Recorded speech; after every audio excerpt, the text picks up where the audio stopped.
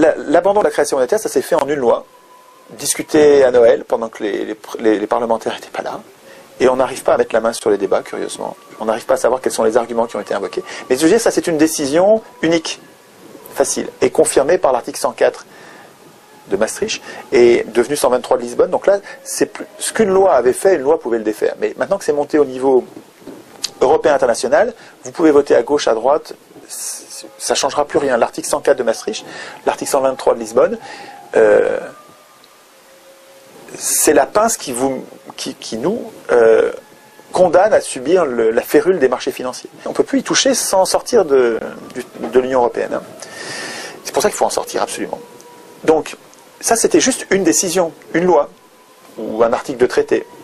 Mais ce qui se passe avec l'autre partie de la pince, c'est l'endettement de l'État. Depuis 1973, les parlementaires acceptent de voter des budgets en déséquilibre qui font un besoin d'argent. Et l'État a de plus en plus besoin d'argent, chaque année, de plus en plus, jusqu'à aujourd'hui, on en est à 1500 milliards de dette.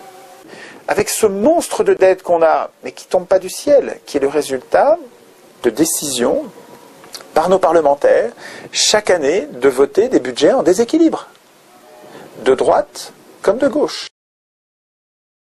L'État français ne fait plus appel à sa banque centrale et paye donc des intérêts depuis 1973. Lorsque l'on somme ce qui a été payé en intérêts seul depuis cette date, on obtient le nombre remarquable de 1400 milliards d'euros. Pourquoi remarquable?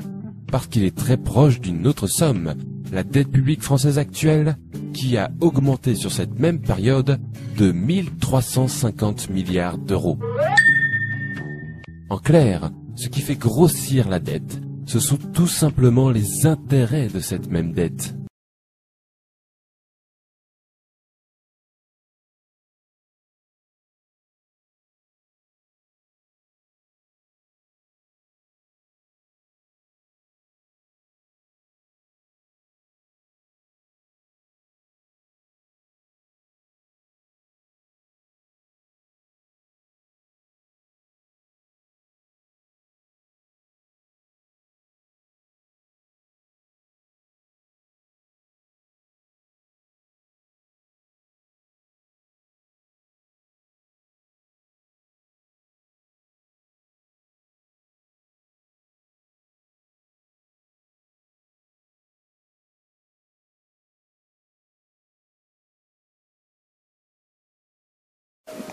Et ils ne veulent pas lâcher une once de leurs privilèges et de leur richesse. Donc, nous, on va beaucoup perdre, les gens normaux, là.